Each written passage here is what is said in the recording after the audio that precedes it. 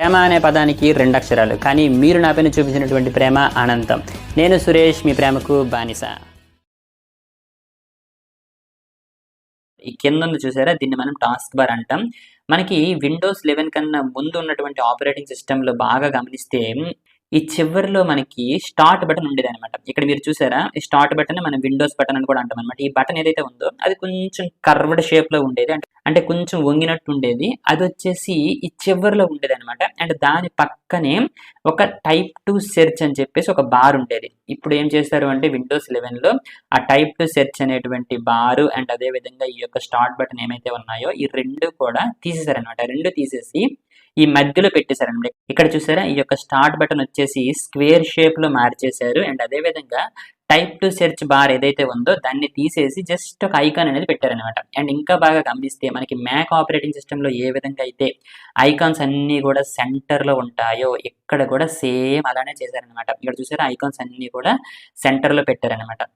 అంటే ఇండైరెక్ట్‌గా వీళ్ళు ఏంటి అనుకోనంటే మ్యాక్ ఆపరేటింగ్ సిస్టమ్ ఏ విధంగా అయితే ఉందో సేమ్ అదే లుక్ అండ్ ఫీల్‌ని చేద్దాము అన్నటువంటి ఉద్దేశంతో ఈ యొక్క విండోస్ 11 ఆపరేటింగ్ సిస్టమ్‌ని అయితే తీసుకొనొచ్చారనమాట. అయితే మీకు ఇక్కడ ఒక డౌట్ రావచ్చు.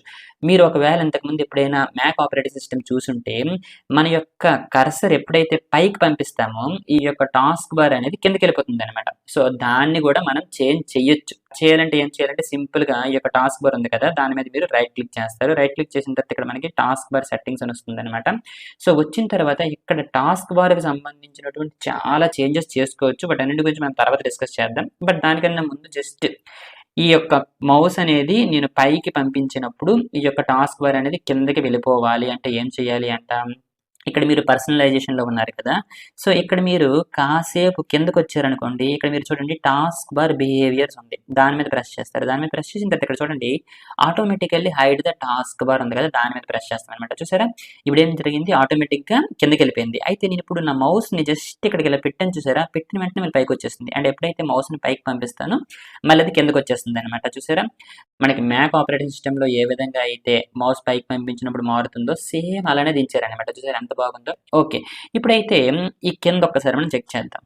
ఓకే, ఇక్కడ మనం చెక్ చేసుకుంటే ఈ యొక్క స్టార్ట్ బటన్ తరువాత టైప్ 2 సెర్చ్ అని చెప్పేసి సెర్చ్‌కి సంబంధించి ఒక ఐకాన్ అండ్ ఆ తరువాత ఎక్స్ట్రా 3 కొత్తగా యాడ్ చేశారనమాట. ఇదేంటి, మల్టిపుల్ డెస్క్‌టాప్స్ కోసం. ఇంతకు ముందు మనకి ఈ యొక్క సేమ్ ఐకాన్‌ని task view అనేవారనమాట.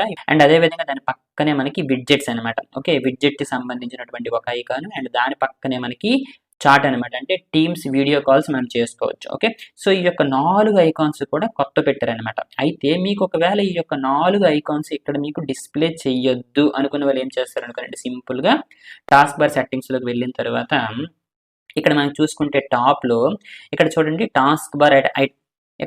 Task bar items అని ఉంది కదా, ఇవన్నీ కూడా ఈ 4 మీకు ఇప్పుడు చెప్పాను కదా, ఈ యొక్క 4 కూడా కొత్తగా యాడ్ చేసినవి. ఇప్పుడు మీరేం చేస్తారనుకోనంటే సింపుల్‌గా ఓకే, దానికన్నా ముందు జస్ట్ ఈ యొక్క బిహేవియర్ మనం మారుద్దాం.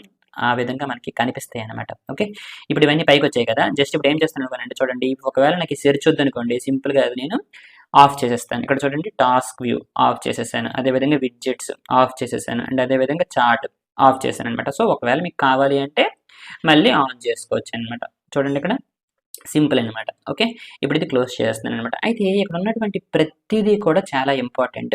ఇంతకు ముందు మనకి ఒకవేళ ఏవైనా ఓపెన్ చేయాలి, ఏవైనా డాక్యుమెంట్స్ కానీ ఏవైనా ఓపెన్ చేయాలంటే మనం ఏం చేసేవాళ్ళం, సింపుల్‌గా మన యొక్క కీబోర్డ్‌లో విండోస్ బటన్ మీద ప్రెస్ చేసేవారనమాట. ఇప్పుడు కూడా సేమ్ విండోస్ బటన్ మీద ప్రెస్ చేస్తే మన యొక్క స్టార్ట్ ఐకాన్ అనేది ఆటోమేటిక్‌గా క్లిక్ అవుతుంది. ఈ విధంగా ఒక డైలాగ్ అనేది ఓపెన్ అవుతుందనమాట. ఇక్కడ మనకి ఏం కావాలంటే అది టైప్ చేసుకోవచ్చు అనమాట. అయితే ఇక్కడ మనం టైప్ చేసిన వెంటనే అంటే ఈ యొక్క టైప్ హియర్ టు సెర్చ్ అనేటువంటి బాక్స్ మీద క్లిక్ చేసిన వెంటనే ఏం జరుగుతుంది అనుకోనంటే అది ఆటోమేటిక్‌గా ఈ యొక్క సెర్చ్ ఐకాన్ మీద క్లిక్ అయిపోతుందనమాట. అలా కాదు, ఇక్కడ ఆల్రెడీ ఉన్నవి మీరు ఓపెన్ చేసుకోవాలి అంటే మీరు దాని మీద క్లిక్ చేసుకోవచ్చు. ఇప్పుడు చూడండి, దీని మీద ప్రెస్ చేస్తాను. చూడండి, దాని మీద ప్రెస్ చేసిన వెంటనే ఏం జరిగింది అనుకోండి, ఆటోమేటిక్‌గా ఇక్కడికి వెళ్ళిపోయింది. ఇప్పుడు మీకు ఏదైనా కావాలి అనుకోండి, ఈ విధంగా టైప్ చేసుకోవచ్చు అనమాట. అంటే ఇంతకు ముందు ఏ విధంగా అయితే మనం స్టార్ట్ బటన్ మీద క్లిక్ చేసి టైప్ చేసేవాళ్ళమో ఇప్పుడు ఇలా చేసుకోవచ్చు అనమాట. ఫర్ ఎగ్జాంపుల్ ఇప్పుడు నాకు వర్డ్ ప్యాడ్ ఓపెన్ చేయాలనుకోండి, ఈ విధంగా క్లిక్ చేస్తాననమాట. ఓకే, ఇప్పుడు నాకు ఏం జరుగుతుందంటే ఆటోమేటిక్‌గా నాకు వర్డ్ ప్యాడ్ అనేది ఓపెన్ అయిపోతుందనమాట. ఇప్పుడు చూడండి blank document. So blank document అనేది ఓపెన్ అయిపోయిందనమాట. ఓకే, ఆ తరువాత వచ్చేసి మల్టిపుల్ డెస్క్‌టాప్స్ అండి. ఇక్కడ చూసారా డెస్క్‌టాప్ 1 అని ఉంది. ఇంకో కొత్త డెస్క్‌టాప్ మీకు కావాలి అనుకోండి దీని మీద ప్రెస్ చేస్తారు. మీకు సెకండ్ డెస్క్‌టాప్ వస్తుంది. ఇంకొకటి కావాలి అనుకోండి దాని మీద ప్రెస్ చేస్తారు. అప్పుడు మీకు థర్డ్ డెస్క్‌టాప్ వస్తుంది. అయితే ఈ యొక్క డిఫరెంట్ డెస్క్‌టాప్స్ వల్ల ఉపయోగం ఏంటి అనుకోనంటే ఇప్పుడు చూడండి ఇప్పుడు డెస్క్‌టాప్ 1 ఇది మీరు ఫస్ట్ డెస్క్‌టాప్‌లో ఉన్నారనమాట. అయితే ఈ యొక్క డెస్క్‌టాప్‌లో మీరు ఏదో ఒక పని చేస్తున్నారనమాట. ఏం చేశారు? జస్ట్ ఒక వర్డ్ ఫైల్‌ని ఓపెన్ చేశారు.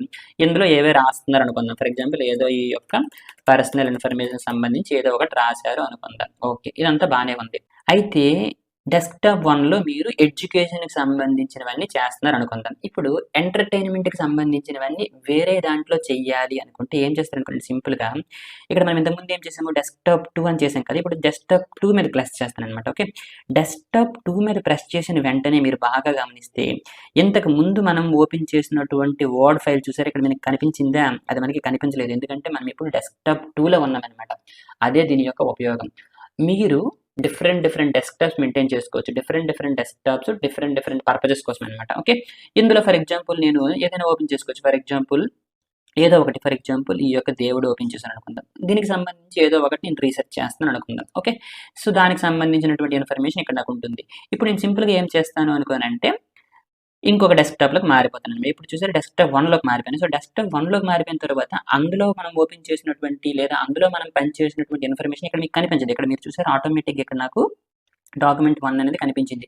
ఎందుకోసం అనుకునంటే ఇది నా యొక్క డెస్క్‌టాప్ 1కి సంబంధించిందనమాట. సో, ఈ విధంగా మీరు డిఫరెంట్ డెస్క్‌టాప్స్ అనేవి మెయింటైన్ చేసుకోవచ్చనమాట. ఒకటి ఎడ్యుకేషన్‌కి సంబంధించి, ఒకటి ఎంటర్‌టైన్‌మెంట్‌కి సంబంధించి. సో, చాలా చేసుకోవచ్చు. అది మీరు ఒకసారి రీసెర్చ్ చేస్తే మీకే అర్థమైపోతుందనమాట. ఓకే. అయితే ఈ యొక్క మిడిల్‌లో ఉన్నటువంటి ఐకాన్స్ మీకు నచ్చలేదు. ఈ యొక్క ఐకాన్స్ అన్నిటిని కూడా ఇంతకుముందు ఏ విధంగా అయితే ఉన్నాయో ఈ యొక్క లెఫ్ట్ సైడ్‌లో ఉండేవి కదా! అక్కడికి మీరు పంపించుకోవాలి అనుకుంటే ఏం చేస్తారనుకోండి సింపుల్‌గా దీని మీద రైట్ క్లిక్ చేస్తారు. రైట్ క్లిక్ చేసిన తర్వాత టాస్క్ బార్ సెట్టింగ్స్‌లోకెళ్తారు. సెట్టింగ్స్‌లోకి వెళ్ళిన తరువాత ఇక్కడ మీరు చూసుకుంటే సో, ఇక్కడ మనకొచ్చిన తర్వాత ఇక్కడ మీరు చూడండి టాస్క్ బార్ బిహేవియర్ ఉంది కదా! దాని మీద ప్రెస్ చేస్తారండి. దాని మీద ప్రెస్ చేసిన వెంటనే ఇక్కడ మీరు చూడండి టాస్క్ బార్ అలైన్‌మెంట్ ఉంది కదా! ఇక్కడ మీరు చూడండి బై డిఫాల్ట్‌గా సెంటర్ అని ఉంది కదా! దాని మీద ప్రెస్ చేస్తే ఇక్కడ మనకి లెఫ్ట్ అని వస్తుందనమాట. దాని మీద ప్రెస్ చేసామనుకోండి చూడండి అగైన్ ఇవన్నీ కూడా లెఫ్ట్ సైడ్‌లోకి వెళ్ళిపోయాయనమాట. సో, అగైన్ మీకు సెంటర్‌లోకి కావాలి అనుకుంటే సెంటర్‌లోకి తెచ్చుకోవచ్చనమాట.